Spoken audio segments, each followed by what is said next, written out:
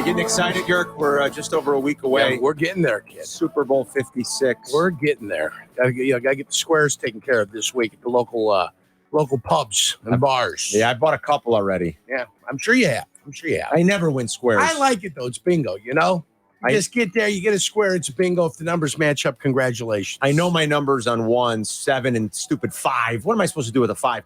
The other one I don't know yet. I don't think he's picked, but you know how I circled the square with your jersey number in it. 64. I said, yeah, I saw it. It was staring at me. I said, ooh, 64. I said, Jurko's jersey. So I'm going to take that one. I'm hoping I get good numbers. 64 in the charts, number 1 in your heart. That's the good kid. Always remember that, kid. I know who's excited. We are all excited. Well, Les everybody Snead's got to have like that nervous energy right now. General manager. He's been there once. He's been the general manager for 10 years already, if you could believe it, with going back to St. Louis, the St. Louis/Los Angeles Rams. And he knows the good kid from back in the day in Jayville when he was just getting started. And Les Snead is kind enough to join us on the Corona Hotline now on ESPN 1000 and the ESPN Chicago app. Les, how are you? Yeah, back in the day when I first met Jurko, right? I was probably my job was to weigh in players and weigh them out. I think Jurko was probably one of those guys that didn't want to get weighed. Hated it. Probably, told me to go, F off. And then I kind of made up a weight, seemed reasonable, right? Worked through it. But I can say, Jurko, you know what? That opportunity, right, to be the low man on totem pole and sit in the locker room before and after practice weighing and to see, right, I call it the ecosystem of a locker room and how people that, especially in those days, right, practicing, working for Coach Coughlin, that was going to the salt mine.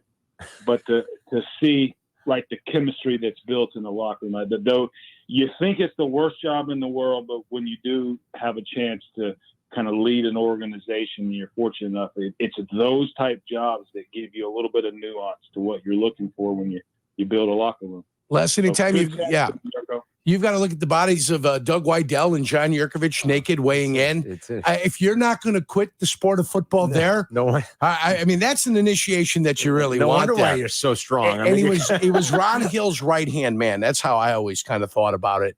Anytime I saw Les, you saw Ron Hill too. And Ron Hill ended up taking him to the Atlanta Falcons when Ron Hill got the job up there. Yeah. And, that's just it. You ask how these young 20-somethings and 30-somethings get their jobs in the league. That's where Les started. Les started as a 20-something in 1995 with the Jacksonville Jaguars, an expansion franchise, and worked himself up to where he is now, getting ready to play in the Super Bowl. Or we're getting ready to generally manage a Super Bowl team. Wayne guys in. And what's awesome, Jurko, is in full disclosure too, right?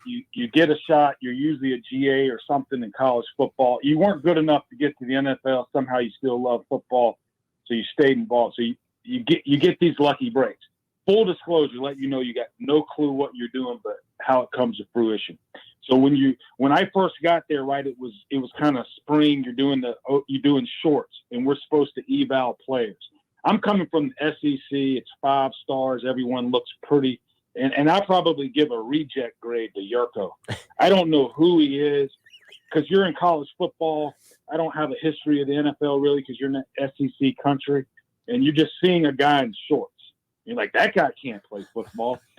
Holy cow, how wrong are you? It's amazing. But it helps when we draft a guy like Greg Gaines, who's probably about 6 feet tall. Jurko played at University of Washington. Just got instincts, the gap and a half, play with leverage, beat discipline. He knows his physics, he knows the geometry, and knows how to go make plays when there's no way anyone in the SEC would ever recruit him. But that's not, that's the SEC's fault. They're messing out. That's the hard part about the job, right? Les Snead's our guest. He's the general manager of the Rams. It's Carmen and Jurko on ESPN 1000. You've built a pretty impressive team here, Les. And, anytime we talk about what you guys have done, I mean, we use the expression, boy, the Rams have gone all in and then some. Can you share your philosophy on that a little or like any long-term fears that maybe you do have if you don't win the big one because you're going to go, it looks like 7 years or something without a first-round pick? You have a lot of picks. It's just not a lot in the first round all these years. Like, when did you decide we have to take this approach? It doesn't matter if we're trading our first-round picks. We've got to win this thing now. Yeah, I do think, all in's kind of probably a shallow narrative. I get it. We're in the entertainment business, so, it's a catchphrase. But I think we all know there's no magic pill.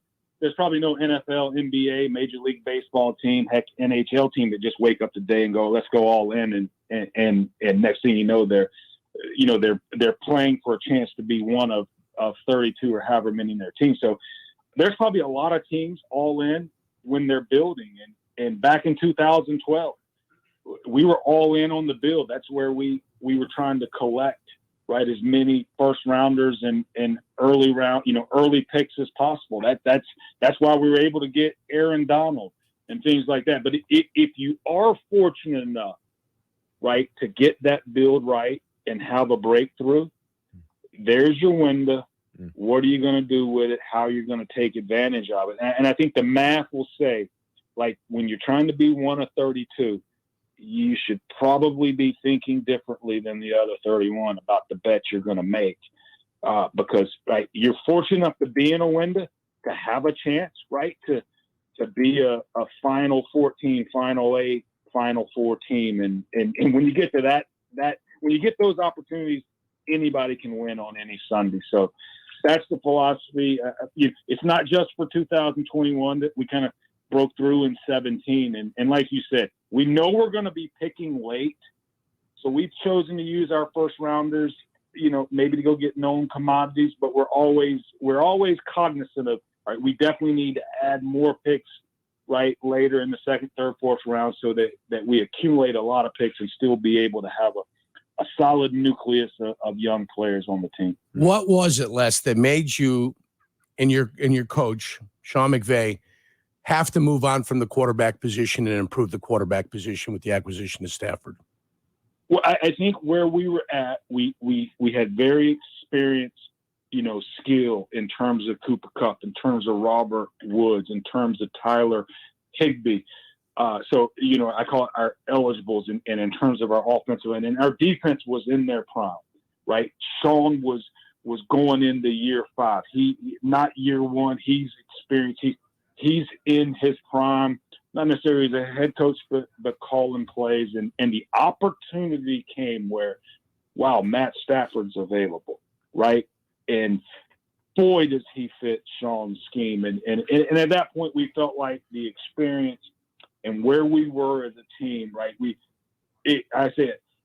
And Jared got us to a Super Bowl, but, having that QB that was, right, more partner than student at the time, we felt like could move the needle for the entire team, and that's why we did what we did. I don't know if like you allow yourself to feel vindicated or not about certain things in your job, Les, but I mean, like when you do go out and you make the trade, and it's easy for people to kind of panic and, well, Stafford's not that good and he's never done this, he's never done that, and now you're back in the Super Bowl. Does it, like, do you allow yourself to, I don't know, pat yourself on the back? Do you feel vindicated a little bit that you're so close now with him and he had such a good year? Well, I was doing some interviews this morning. Somebody asked me the same question, and I don't think, right, if you do this to get vindication, I don't know, right, if that motivation, I don't know if that would fuel you to persevere, right, through the, right, how tough these journeys are. And I say it, what's really neat is when you're GM and when you're talking about football a lot of time, it almost becomes Madden-like. And, it's this player, it's that player. He can do this, he can do that. He has this many yards, this many. But I think the fulfillment is when you begin the journey and a Cam Akers, right, gets injured and but you still begin the season, 7-1, and then a Robert Woods gets injured. And then you go on this 3-game losing streak, and then you have this 3-game kind of Omicron outbreak where you're fighting through adversity, and then you go through this tough stretch in December that's going to make or break kind of where you end the season. You're going to win the division, or you're going to get a home game, or you get. And at the end of the day, to see those guys that sometimes we treat like we're doing Madden, to see those individuals actually live through that Monday through Saturday, not just on Sunday, but to bring it to life on the grass on Sunday, to Matt Stafford to have a unbelievable day, for our defense to have an unbelievable day against Tom Brady in Tampa, and then holy cow, the football gods have somehow gotten this game tied, and right, he's got 42 seconds to go do his magic. To know that was actually someone living through that moment, I think that's the fulfilling part. Who was it that said Cooper Kupp? Andre, I mean, who scouted him and said, yeah, this guy's going to be the best receiver in the NFL one day? Yeah, it seems like everyone wants to take credit. I mentioned earlier, I gave his wife credit earlier because he was at Eastern Washington. They were high school sweethearts. She was a really good track athlete that went to the University of Arkansas. And at that time, University of Arkansas was like, it was the Alabama of track, right? It was, so I always go, hey, we've laughed. She said, you know what? I believed in Cooper. So I left Arkansas to go and help him do his thing. So I said, you know what? She believed in Cooper before any of us. But the quick story was, after his freshman year, he was at the Manning Passing Academy. I was down there. And long story short, and if you ever played with Peyton, guess what? If you're going to be a receiver for him, you better be really good. You better be on your screws, better be where you're supposed to be. Well, he was going to throw publicly for the first time after neck surgery. And the way they do it at that camp, it's down in Thibodaux, Louisiana. They fill up this Nickel State Stadium, and Eli, Peyton throw the ball, and all the college QBs, they invite down, throw the football to some college receivers, some high school receivers right at that camp who, earned the medal of the week to get thrown to by the college guys. But in the staff meeting, Peyton Manning looked at Eli and said, hey, Cooper Kupp's mine. You figure out who yours is. Wow. I wrote down Cooper Kupp, and he had just finished his freshman year at Eastern Washington. His granddad had played with Archie at the Saints, so they kind of knew the Manning family. So I remember making the note, if Peyton Manning's going to ask you to be his receiver, take note and figure out who the heck he is. So. That is a fantastic story. I've never heard that. I did not realize that. That is absolutely Nickel State. That is absolutely in the middle of nowhere after his freshman year at Eastern Michigan. That's awesome. Oh, everybody should go to Thibodaux, Louisiana. They usually have that camp sometime in the middle of July. Wow. So it's definitely bucket list. You know what I mean? Yeah. Bucket list humidity for sure. Yeah, I bet. Yeah, in July. God. Les Snead for a few more minutes joining us. It's Carmen and Jurko. We're talking to the general manager of the Rams. They're in Super Bowl 56 next week. I want to ask you a couple more things, Les. Sean McVay, he was 31 when you hired him. What led you to hiring Sean McVay at 31 back in 2017? Excellent question, right? We had to be crazy, but not necessarily. He had started calling plays for Washington, right? And when you watch their film or you did some analytics, I mean, they were a top 5 offense. When you watched them, like, wow, you could see people would get open consistently. They had done a nice job of developing, Kirk Cousins, who was in the 3rd round. So there was a lot. And then you meet the guy, and man, you'll run through a wall for him in 5 minutes. That's just who he is, but he can teach you the game of football like no one else. But similar to the Peyton Manning story, I do remember making during the vetting process, right, making a few phone calls, right? You go through agents first trying to get to players like D'Angelo Hall, Deshaun Jackson, Big Trent Williams, who's now in San Fran, and you vet Sean through them, because those are the men who count, right? And it was unanimous. The unanimous thought was, how come you hadn't hired him yet? Like, you should have hired him yesterday. He's the best communicator, teacher of football we've ever been a part of. So I think that definitely, getting the stamp of approval from some of their core players on both sides of the ball that didn't just sit in the QB room, right? That were, skill players, defensive backs, offensive linemen. That was pretty impressive. You guys are at home. I think you're technically the road team, but it's your building. Your players are in the town in which they live right now. Like, what's the plan here, Leslie? Do you have to treat it like you were playing in New Orleans. You're going to go to the hotel next week. You try to get the guys away from distractions and family and friends. Like, how do you handle playing in the city in which you guys reside? Well, the nice thing is we're going to be able to train where we normally train. So we will not go to team hotel until Saturday night before the game like we used to. What we are going to do, though, is we do have hotels for our players, coaches, support staffs, families. Obviously it's a game, and then it's a big party, and it's an even bigger party. But the game's very important. So we want to be able to put the players' family in hotels amongst the party, let them get that experience, and with the idea of, hey, we keep things as normal as possible here. We're fortunate enough to kind of have that away home game. We just got to wear white jerseys, I guess, but and probably park in a different place, or not necessarily even park. Right, get on the bus and go there. But we're trying to keep the distraction away, and I think that's going to be a fortunate thing for us. There are some rumors swirling that the Vikings are kind of zeroing in on Kevin O'Connell here after the game next week. This is what happens when you have offensive success. I mean, you're going to lose quality coordinators and coaches. It's happened to you guys before. Are you worried about losing Kevin O'Connell in 12 days or so?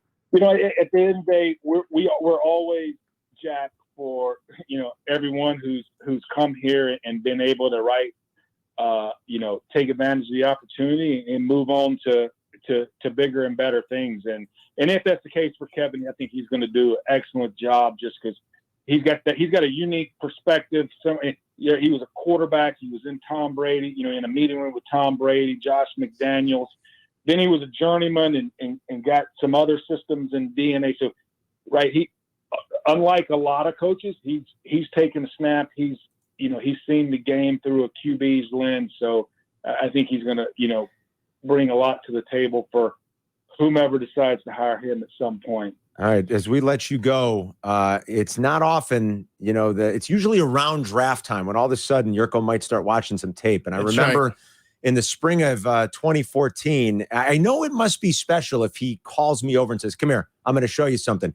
And he kept showing me tape of Aaron Donald. And he said, I'm telling you, we'll never forgive you for drafting Aaron Donald one spot ahead of the Bears, by the way, ever. Just so you know, we'll never forgive you, okay? But I told you he was a player, right? Yeah, yes, Jurko I said nailed it. Jernigan's was the other kid that could be a player in that group. Yeah. I said the rest of them can't play. And I looked at the next 4 or 5 kids. I said they can't play. We will never forgive you, Les, for calling Aaron Donald's name one spot ahead of the Bears. I'll never forgive myself for waiting to pick 13 to pick him. So we're all on the same page. See how it works out? Listen, pick 12. Y'all might have had the Bears may have had 13, but wherever we picked him, it was too late. I think it was 13. I think the Bears got Kyle Fuller at 14, and I think you guys had him at 13. It was crazy. Listen, we wish you all the best and good luck. Good luck if you guys win. Come on real quick, and we'll say congratulations to you. All right. All right, appreciate that. Appreciate you having me. Thanks, all right, Les. Great talking to you again. There's Les Snead, the general manager.